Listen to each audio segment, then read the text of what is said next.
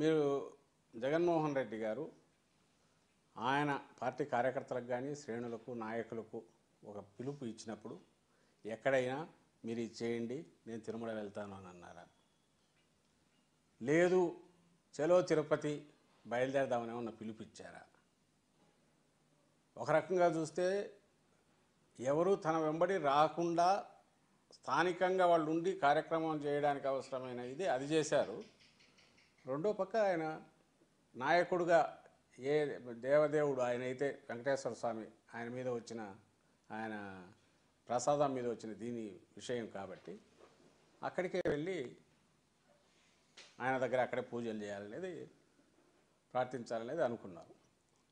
ఎప్పుడు మీరు అనేది కరెక్ట్ అంటే పార్టీ నుంచో జగన్మోహన్ రెడ్డి గారు చలో తిరుపతి బయలుదేరదాం అంటే అప్పుడు అన్ని ఏర్పాట్లు చేయాలి. ఇదిగో ఇంతకుముందు అంటారు, ఇప్పుడు కూడా అంటారు చలో సీఎం చలో సెక్రటరీ అంటే అట్లా చేయొచ్చు, లేదా రాస్తారోకలు ధర్నాలంటే ఏమైనా చేయొచ్చు. ఆయన ఇవ్వలేదంటాడేంది ఎవరు క్లియర్గా దాంట్లో మన జగన్మోహన్ రెడ్డి గారి మీరు కూడా నోటీసులు చూసింటారు.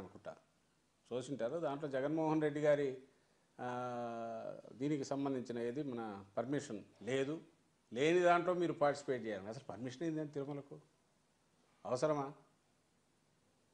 తిరుమలకు పోవడానికి పర్మిషన్ అవసరమా? సరే, నెక్స్ట్ క్వశ్చన్ డిక్లరేషన్ అనేది ఎవరికి సంబంధించిన వ్యవహారం అండి? టీటీడీకి భక్తుడు వెళ్ళిన ఆయనకు సంబంధించింది. అది తేరాల్సింది అక్కడికి పోయిన వాళ్ళ దగ్గర. ఎక్కడెక్కడ రాష్ట్రాల నుంచి ఎందుకు రావాలి వీళ్ళందరూ? ఎక్కడెక్కడి నుంచో కట్టగట్టుకొని తోలి అక్కడి నుంచి తీసుకొచ్చి ఎందుకు దించాలా? అసలు ఎవరు అక్కడికి వెళ్ళే ప్రయత్నాలు చేస్తున్నారని చెప్పి నోటీసులు ఇచ్చినారు వీళ్ళు. టెన్షన్ క్రియేట్ చేసింది ప్రభుత్వం. బీజేపీ ఏం బయట పార్టీనా? కూటమిలో పార్టీ కాదు, వాళ్ళకి రెస్పాన్సిబిలిటీ లేదు. అసలు నన్ను అడిగితే ఈ మాటకు సంబంధించి జంతువుల కొవ్వు వాడారని చంద్రబాబు నాయుడు అన్న దానికి సంబంధించి వాళ్ళు కంబైన్డ్గా కూటమి మొత్తం వాళ్ళ పాప పరిహారం చేసుకోవాలా? ఏదో చంద్రబాబు నాయుడు పాప పరిహారం కోసం ఉన్న వాళ్ళు చేయాలా, లేదంటే వాళ్ళు కంబైన్డ్గా చేసుకోవాలి?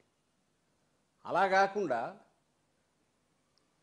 దాన్ని మరింత ఇది చేసే రకంగా డైవర్ట్ చేసేటట్టు బీజేపీ ఏమో వాళ్ళ నాయకులను కార్యకర్తలను లేకుంటే సాధువులను వాళ్ళని తీసుకొస్తారు.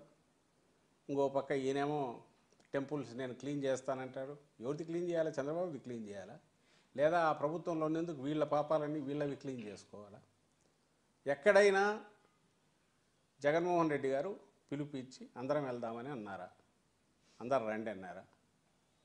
అన్నప్పుడు దాని మీద ఎందుకు ఇష్యూ చేశారు? ఆన్సర్ ఇవ్వాల్సింది వాళ్ళు, సంజాయిషి ఇవ్వాల్సింది వాళ్ళు.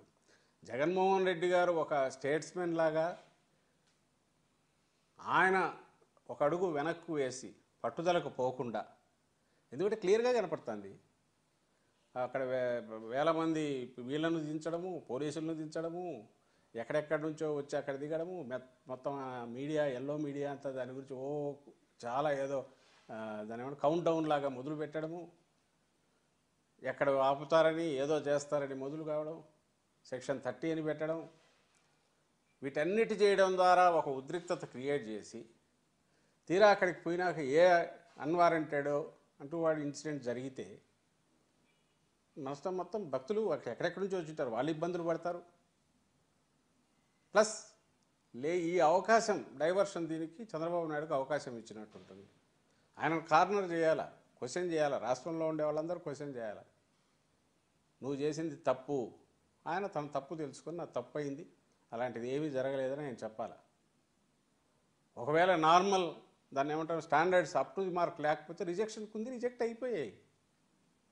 లేదు రిజెక్ట్ కాలేదంటే లెట్ ది ఈవో కమిట్, ఇగో కాలేదు, టెస్ట్ ఫెయిల్ అయినా సరే పోయినాయని